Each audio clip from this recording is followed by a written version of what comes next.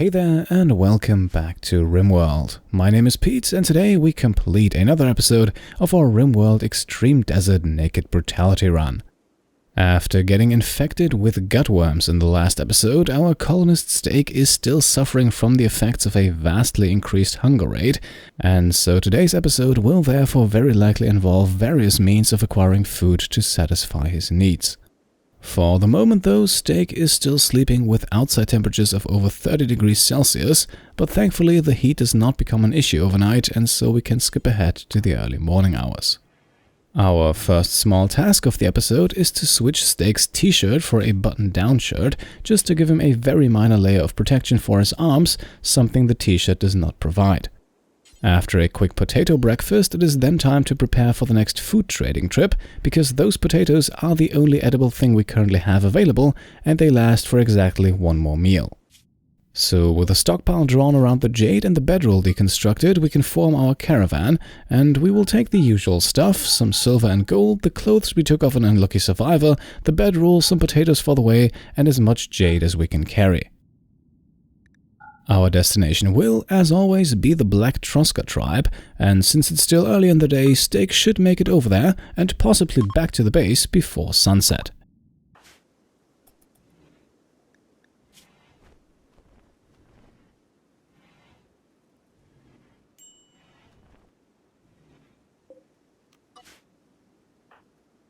Just as he is about to grab the last few blocks of jade, however, we have cargo pods crash down in the desert.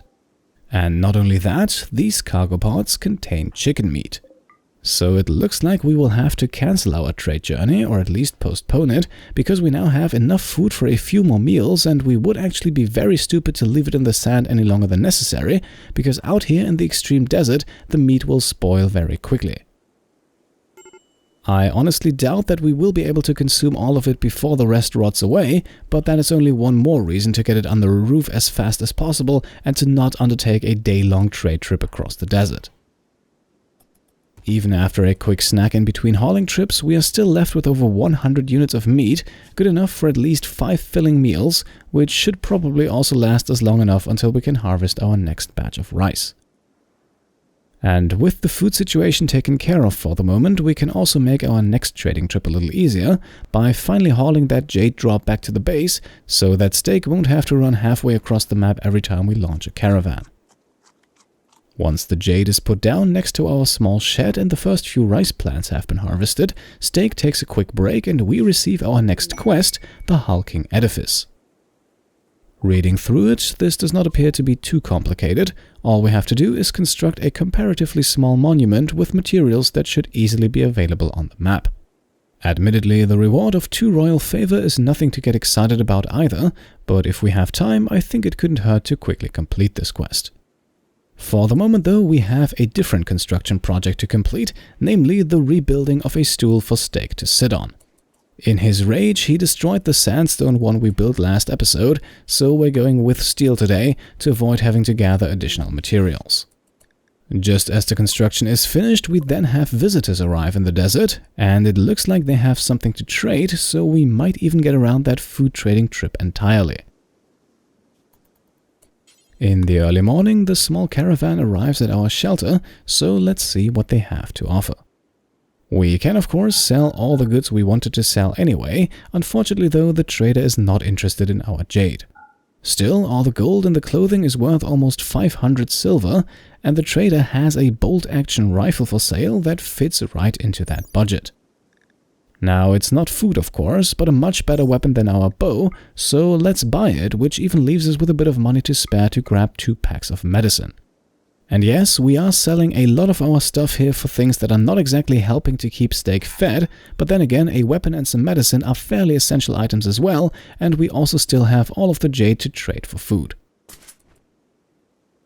With the new rifle equipped and everything else safely stored away, Steak can now focus on the rice harvest, which again won't provide us with a ton of food, but perhaps with one good meal.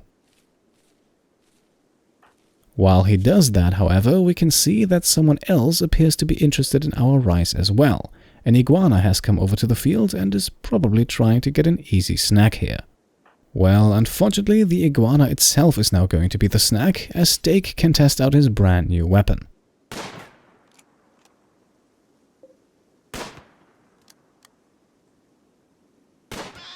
It takes him 3 attempts, but eventually the animal is killed with 1 hit, luckily before it can eat any of our food. Both rice and iguana can now be hauled into the storage room, and after a chicken meat breakfast, Steak can get some rest. After all, it was an eventful night.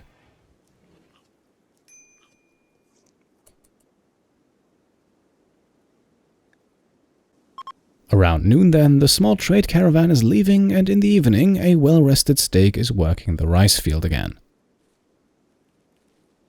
Once all of the new plants have been sowed out, we can also take care of the bloody mess that is our base by temporarily expanding our home zone so that Steak will clean up all the blood and vomit. He can also quickly tend to his gutworms, for now still without medicine, but with a tent quality of only 2.5%, it looks like using some will be necessary if we want to beat this disease anytime soon. After the last episode, I actually did some reading on gutworms in this game, and to fully cure them, we need a total cumulative tent quality of 300%. Considering how we can only treat the disease every 2 days and how bad Steak actually is when it comes to treating himself, we might be sitting here for several in-game months before the worms are finally gone, which could over time turn the gutworms from a healthy challenge into a pretty severe annoyance. With medicine, our chance of achieving higher tent qualities is slightly improved, so even though medicine is precious, we might want to use some to speed up the recovery process. Now let's switch our attention back over to the food situation, because as you can see, our chicken meat is about to spoil, and we still have 29 units left, so even though Steak can grab himself a filling meal here, he won't be able to consume all of the meat and a few units will shortly rot away. But we still have the rice and the potatoes as well as the iguana, so we should be fine for another day or so. While Steak is then spending his time at the research bench, we receive another quest, Tribespeople of Fortune. Now, despite being marked here as relatively easy, this quest might not be suitable for us at the moment. We are being asked to take on a raid of about 4 persons, and to help us in that endeavor, we will temporarily receive a mercenary sniper for our colony. Still, that puts us at a 2 versus 4 disadvantage in the fight, and even if we're only fighting melee combatants, I am not overly eager to take those chances. A small sculpture and a knee spike are then also not really rewards that are worth risking Steak's life for, so I think we'll leave this quest be for now. After another day spent mostly in bed, and we really need to fix Steak's sleep schedule, we can now butcher the iguana and help ourselves to another meaty dinner.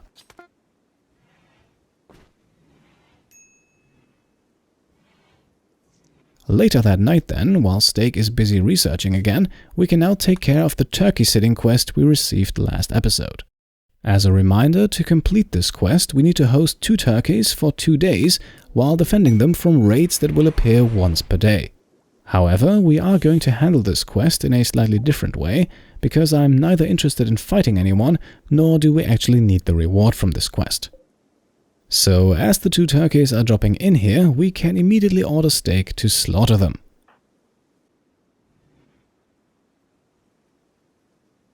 This of course automatically fails the quest, but again I wasn't too keen on completing it anyway, and we should now also not see any attacks on our base.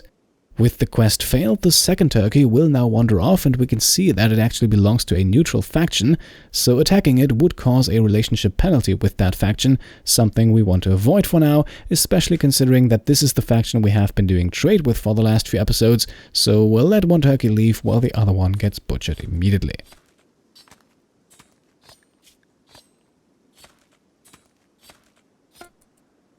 Now, with this quest more or less taken care of, let's complete another one right away, and this time we're going to build that monument. By accepting the quest, we receive a drop pod with the monument marker, allowing us to specify the monument's location.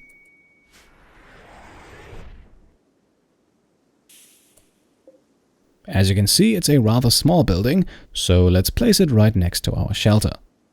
As far as I am aware, the monument can safely be deconstructed again once the quest is completed, but for now we can start building. The construction will use 24 blocks of marble, which is conveniently enough exactly the amount we currently have, while 30 units of steel will require some resource gathering, but also not too much.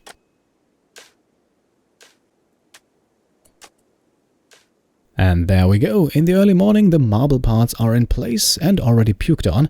Now we can send Steak up to the ruins in the north to gather some steel. The rest of the monument is then finished quickly, and with the quest completed, we earn 2 additional units of royal favor. This does not give us another royal title or a new psychic ability, but it gets us a little closer, and all things considered, the quest really wasn't that hard to complete.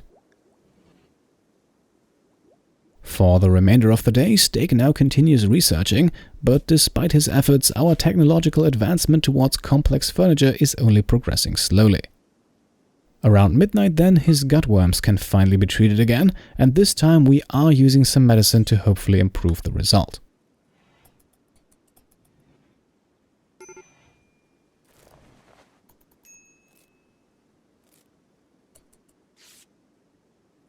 Alright, 19% tent quality, that is quite a bit better than the 2.5 we had earlier, but not really a huge step towards the 300% we will eventually need. Still, a small step is better than no step at all, so let's reward Steak with some rice and send him off to bed, this time at night, so that he can use the daylight hours a little more productively. And those daylight hours roll around pretty soon, and we can see Steak already breaking up camp. Yes, it is once again time for a trading trip. Our one-man colony is down to a single unit of rice, so it's high time to purchase more food, and this time it does not look like a last-minute cargo drop will save the day. So we are taking all of the usual stuff, some silver, the bedroll, the last grains of rice, and all of the jade Steak can carry. The short bow will remain in the base, who knows what we might need it for, and so, packed to capacity, we can send our colonist on his way. The first few hours of the trip pass by, but halfway through the journey, the lack of food gets the better of Steak and once again sends him into a mental breakdown. This time he goes berserk, which would be really problematic if he had other people around him, but since he doesn't, the urge to punch someone cannot really manifest itself, and all that the mental break accomplishes is to fill up Steak's rest and recreation bars while only making him even more hungry. Eventually, night comes around and Steak is still going berserk, and slowly but steadily his malnutrition is becoming cause for concern. In the morning hours then, with Steak still angry as ever, we receive our next potential quest, the Deserter. Now this is a rather interesting type of quest, because it would actually make us enemies of the Empire, the Imperium of Boso. The quest would give us another colonist, the Imperial deserter Agatha, who also happens to know the location of several pretty valuable items, but the Empire would send troops after her that we would have to defeat. And not only that, accepting this quest would have long-term consequences, as we would no longer be able to receive royal favor and titles, including psychic abilities bestowed upon us by the Empire. There are other ways to learn those abilities, but for now I think we should play it safe and stay on the Imperium's good side. Now, shortly after, Steak's mental break also finally subsides, and he continues his journey towards the Black Troska tribe. The catharsis also provides him with a nice mood bonus, and this time he didn't even have to destroy his furniture for it.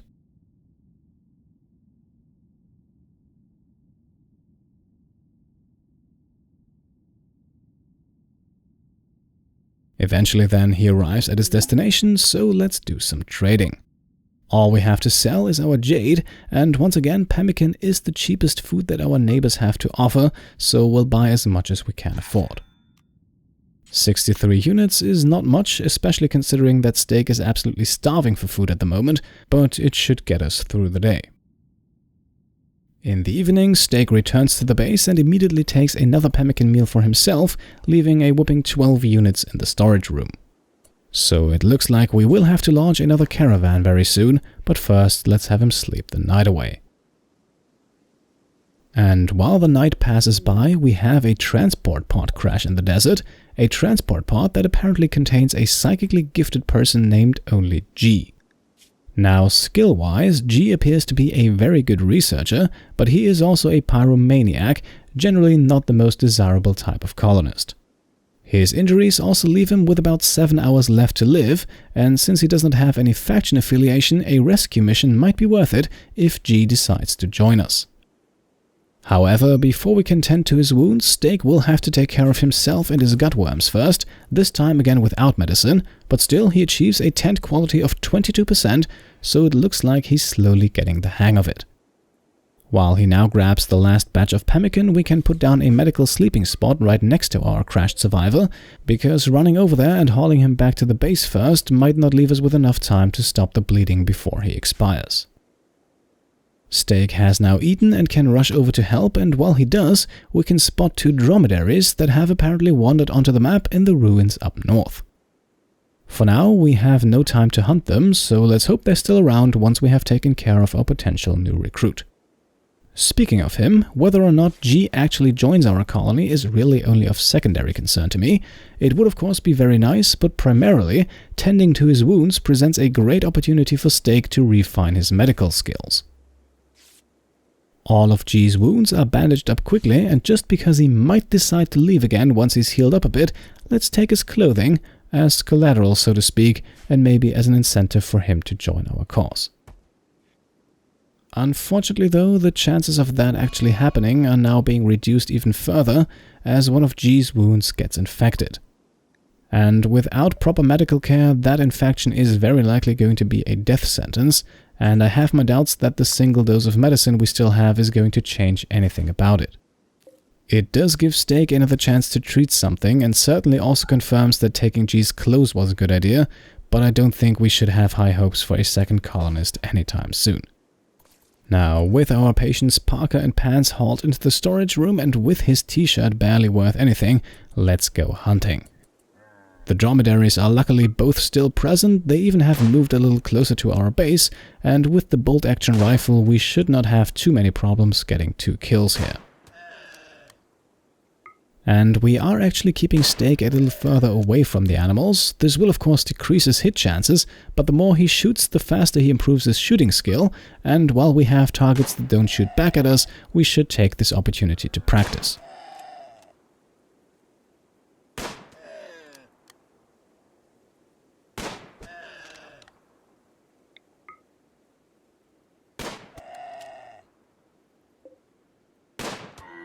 And there we go, the first dromedary goes down after a number of consecutive hits. Now we can focus on the other one.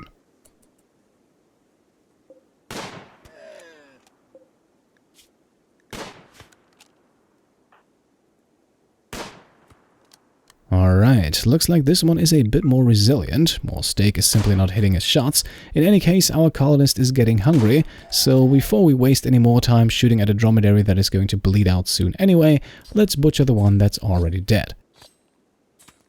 The carcass drops a decent amount of meat and camel hide, certainly enough to keep Steak going for another day or 2. So after he has eaten and stored away everything else, we can run back out to the other dromedary and continue the hunt. Well, that was quick, 1 shot was all it took, and we now have a second dead animal ready to butcher. For the time being, we will leave the carcass intact however, that extends the lifespan of the meat a bit and we currently have enough. While Steak then sleeps away the evening, we can see that the infection of our crashed survivor is progressing rapidly. It is already several percentage points ahead of the immunity percentage, and if that trend continues, G here will soon die. Still, since we are in dire need of medical training for Steak, he will take care of his patient until the end, even though that might be sooner rather than later.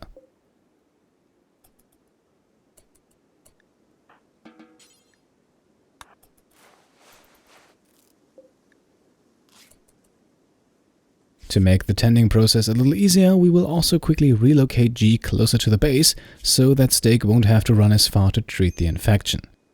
In hindsight, we probably should have done that right at the beginning, even before taking the clothing, so let this be a lesson for Steak to be more efficient in the future.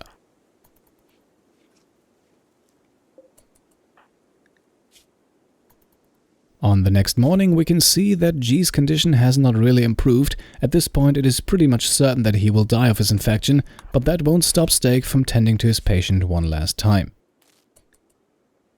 Afterwards, he can then take care of the rice harvest, but after a few hours, the inevitable happens and G passes away.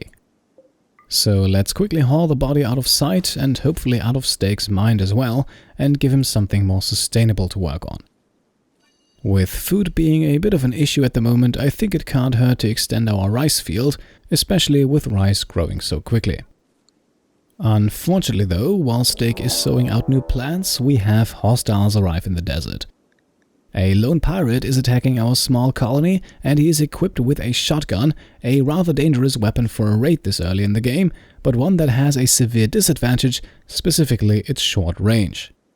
That of course gives Steak with his long-range bolt-action rifle the edge in the firefight, and perhaps we can even take our enemy down before he gets a chance to fire back. His gear at least does not give him too much protection. Since our attacker is still preparing for a while, Steak can continue sowing out plants and playing Hoopstone until we are reminded that the Tribe's People of Fortune quest soon expires and that our lone shotgun-wielding pirate is making his move. Regarding the quest, we will not do anything and simply let it run out, but regarding the pirate, we will have to take cover now.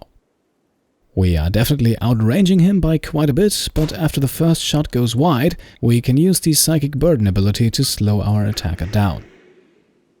This keeps us out of his range for a while longer, and Steak can keep firing away. It seems though as if the darkness is giving Steak a bit of a problem finding his target, all while that target himself does not appear to be overly eager to actually shoot back. Finally then, Steak does land a hit, and we can now use that newly constructed monument as cover to play hide-and-seek with the pirate. A close-range shot then connects, and Steak can dash back into safety before our attacker has a chance to react, but again, it doesn't really seem like he really wants to fight back anyway.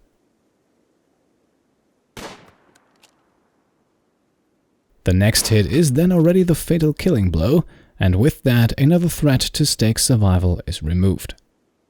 The pirate's clothing is not really worth much and will be left to rot along with his body, but his shotgun is an excellent weapon either for close-range combat, perhaps in combination with the slowdown effect of burden, or simply as a trade good in exchange for food.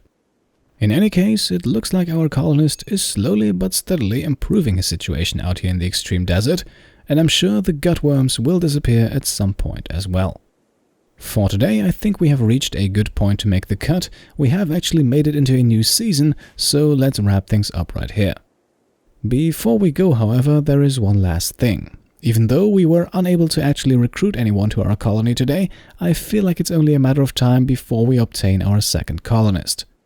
Once that happens, we will of course be prompted to give a name to both our faction overall and to this colony right here, and I would like to hear your ideas. In the last series we went with the somewhat uninspired The Completionists, but this time I would prefer something a little more creative. Perhaps a wordplay on Steak's name or something to do with the channel, or a fitting callback to our Ice Sheet series. I have a few ideas already, but I would be very happy to hear your creative suggestions in the comments below. Apart from that, I would of course also be happy if you could leave a like on the video, if you have enjoyed it that is, and if you want to support me and my channel further, then you can go ahead and subscribe to stay up to date, or perhaps even support me over on Patreon. Thank you all for watching, and I'll see you next time. Cheers.